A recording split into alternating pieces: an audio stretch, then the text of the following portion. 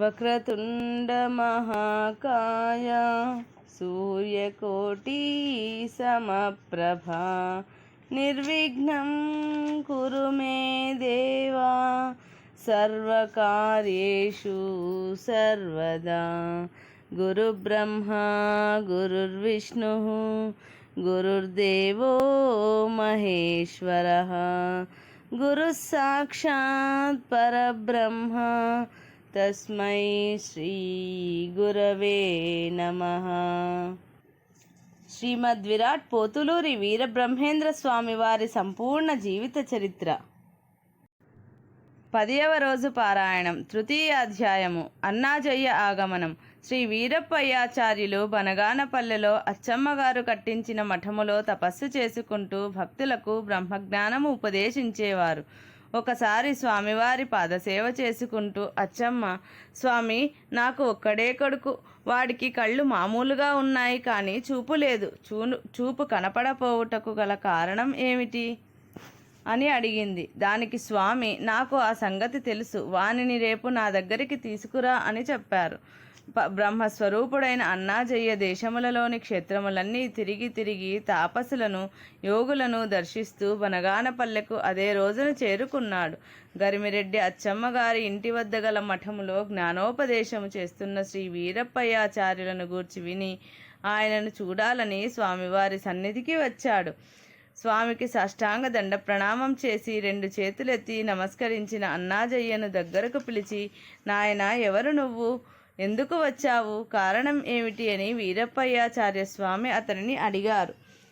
అప్పుడు అన్నాజయ్య వినయంతో, స్వామి, నన్ను అన్నాజయ్య అంటారు. భగవత్ పాదార విందములపై మనస్సు గలవాడనై ఆ పరంధాముని గూర్చిన జ్ఞాన సంపత్తి కొరకు వివిధ ప్రాంతములు తిరుగుచూ అక్కడక్కడ గల జ్ఞానులను దర్శిస్తూ వారి బోధలను వింటూ ఈ గ్రామమునకు వచ్చాను.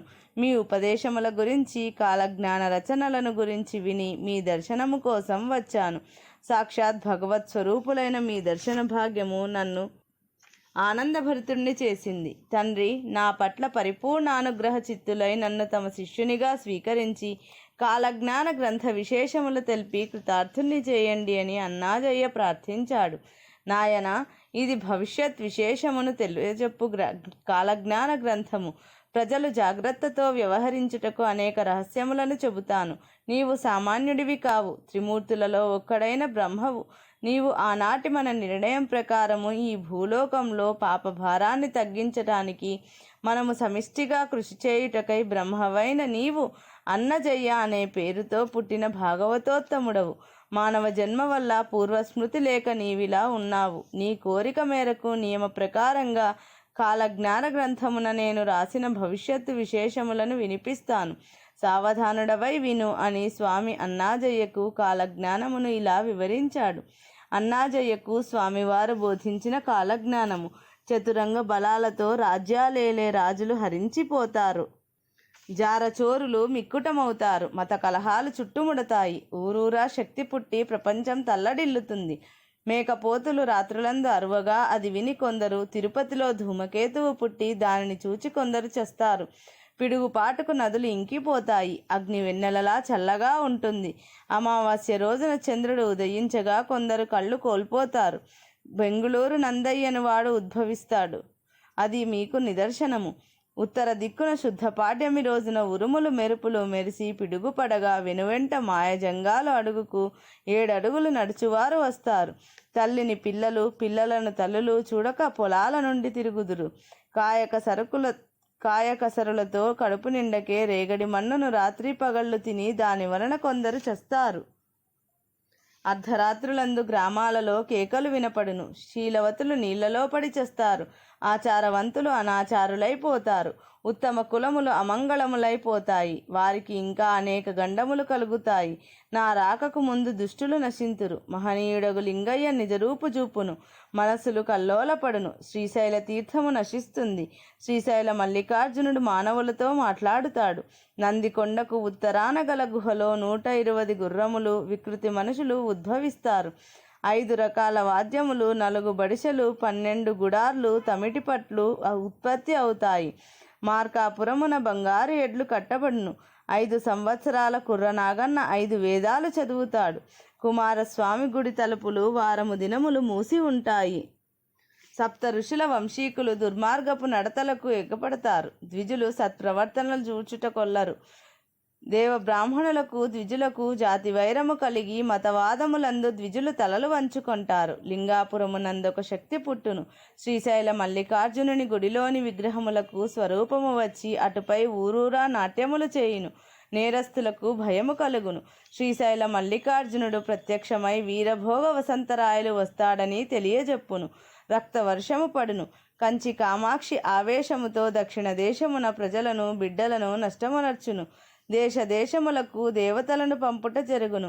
కర్ణాటకమునకు కాళిని పంపు, తురక దేశమునకు దుర్గని పంపు, అరవ దేశమునకు అరస్కాముని పంపు, కేరళకు వీరభద్రుని పంపు, మధ్య దేశములకు భైరవుని పంపు, మహానందికి నాగేంద్రుని పంపు, కందనూరుకు యతిని పంపు. 8 దిక్కులందు 7 ఏళ్ల పసివాళ్ళు వడగాలి సోకి నడినెత్తి పగిలి గండమాలలు కలిగి జాచపుండ్లు పుట్టి నోటియందు బొబ్బలెక్కి ముఖమున పుండ్లు లేచి వింత వ్యాధుల వలన కూర్చున్నవారు కూర్చున్నట్లు నడుస్తున్నవారు నడుస్తున్నట్లు నాశనమైపోతారు. మింట మిరుమిట్లు గొలుపుచు చుక్కలు వాటిని చూచి అమ్మరోయని అరచి కొందరు చేస్తారు. ఆకాశమున పుట్టిన ధ్వని వల్లను కొందరు నశిస్తారు. జామున చుక్కలు కూయగా భీతిల్లి కొందరు చత్తురు. రాత్రింబవళ్ళు గ్రద్దలు అరచుటచే కొందరు చస్తారు. నీటిలో గల జంతువులు చచ్చదమనుచు ఈవలకొచ్చును. శ్రీశైల భ్రమరాంబ గుడిలో మొసలి దూరి 7 రోజులుండి మేకవలే అరిచి మాయమగును. అందువలన కొందరు నష్టమగుదురు. శ్రీశైలం కొండపై నిప్పులు రాతి ధ్వని కలుగును. తేజమని శక్తి వెలువడి పులివలే గాండ్రించును. మహాదేవుని కంటి నుండి మినుగురులు కురియును. పార్వతి కంట నీరు కారును. నందీశ్వరుడు అకటాయని రెంకవేసి కాలు దువ్వును. సూర్యగోళము నుండి వాక్కును శబ్దం ఎగయును.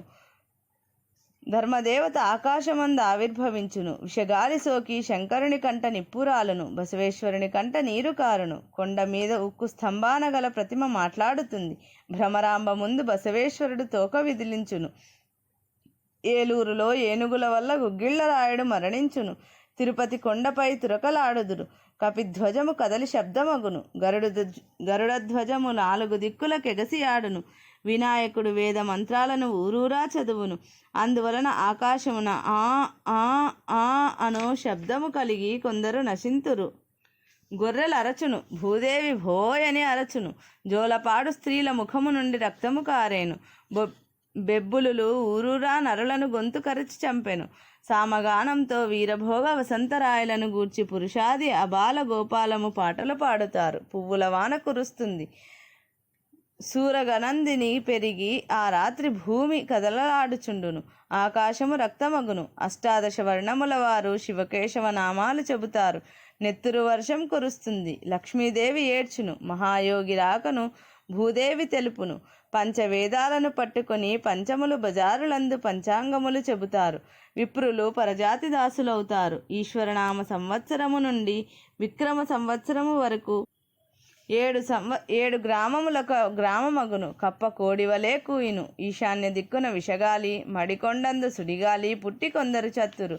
నా మఠమునకి ఈశాన్యమున వాగపర్తి దిక్కుగా పంచాననము వారి చిన్నదాని గర్భము పగిలి చిన్నవాడు జన్మించును. అతడు తానే భగవంతుడినని చెప్పును. నా భక్తులది నమ్మరు. ఉత్తరాది ఎందొక మర్రి తొర్రలో నెత్తిన కొమ్మలున్న మహాత్ముడు పుట్టును. చీలిన చెట్టు నుండి ఈవలకొచ్చి దేశమున తానే భగవంతుడనను. పడమటి ఎందొక చింత తొర్ర నుండి దిగంబరుడు అవతరించి దక్షిణాన తానే గొప్పవాడనును. నా భక్తులు ఇవి ఏమీ నమ్మజాలరు. నెల్లూరి సీమ నీట మునిగేను. 4 దిక్కుల యందు 4 పుట్టి దేశము మీదకొచ్చెదరు. నా మఠముపై అరెదొండ తీగ పుట్టి ఒక రాత్రిలో 7 ఘడియలకు మఠమంతటా అల్లుకొని మార్గము లేకుండా పోవును. మక్కా యందు వరాహము పుట్టి మహమ్మదీయులకు తగవు పెట్టి తనను పట్టవచ్చిన వారికి చిక్కక బెజవాడ కృష్ణానది వరకు వచ్చి అదృశ్యమవును. అందువలన కొందరు చత్తురు. 100 పుట్లు నల్లులు నేలరాలును. తిరుపతి ఎందొక విష్ణు భక్తుడు జన్మించి శివనామస్మరణముని 8 ఘడియలు తెరిపి లేకుండా చేయును.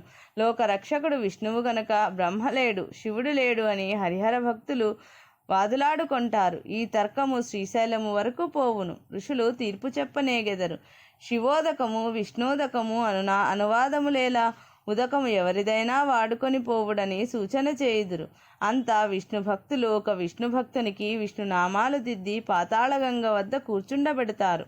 ఉదకము వారి స్వాధీనము కానందువల్ల విష్ణు భక్తుని లేపి శివభక్తునికొకనికి శరీరమంతటా విభూతి వర్ధనమును దిద్ది పాతాళగంగలో కూర్చుండబెడతారు.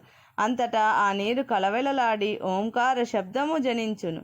నదీ తీరాలు సముద్రాలు ఉప్పొంగి ఒక్క జాము కాలములో అండపిండ బ్రహ్మాండమందలి సమస్త జలము మానవుల శరీరమందలి రక్తము ఇంకి పోవును. నా భక్తులు వత్తులై నిలబడుతారు. అంతటా 32 నాదములు ఉద్భవించును. సూర్యచంద్రులు గతులు తప్పేరు. భూమి గిరగిరా తిరుగును. తలక్రిందులై పోవును. సమాధి పగిలి రక్తము వచ్చును. నా భక్తులకు పంచాననము వారు సమాధి వద్ద ప్రాణములు విడుచుట మంచిదని బయలుదేరుతారు.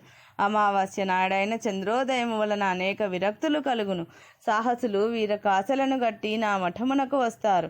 7 ఘడిమలకు అల్లుకొన్న ఆరెదొండ తీగ వలన నా మఠము నందు 7 రోజులు పూజలు నిలిచిపోవును. కొందరు భక్తులు సాహసించి తీగను ఖండించి మఠములోనికి ఎగుదురు. మఠమున 1,11,000 గండ కత్తెరలతో మెడలు కత్తిరించుకొని మృతి చెందుతారు. రామదాసు రాజ్యం చూచెను. కావేరి గట్టు తప్పేను. పట్టణాలు నశించేను. దొమ్మరులు దొరలయ్యేను. నా భక్తులు ధర్మమును వెదజల్లేరు. నా నామము అంగటి యందు అమ్మబడేను. ఊరికొక గురువు అవతరించేను. నన్ను కాలజ్ఞానమును పూజించిన వారు సుఖపడతారు. స్వామివారు ఈ విధంగా అన్నాజయ్యకు కాలజ్ఞానమును బోధించి, అన్నాజయ్య, ఇదియే నా కాలజ్ఞానమందలి దేవరహస్యము. నీవు బ్రహ్మావతారుడివి. నేను శ్రీహరిని. శంకరుడు ఆనంద భైరవ యోగి అను పేరిట పుట్టి గోహత్యాపాతక నివృత్తికై రాజయోగంబుననున్నాడు. నేను వీరప్పయ్యాచార్యులు పేరు వదిలి వీర బ్రహ్మేంద్ర స్వామినై లోకోద్ధరణమునకు సంచారమునర్చుతాను.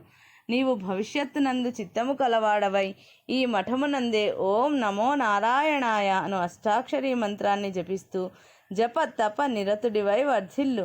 షడక్షరి అష్టాక్షరి కలిసినట్టి ఓం నమఃశివాయ, ఓం నమో నారాయణాయ మహామంత్రములను సదా జపించుమని ఉపదేశించారు.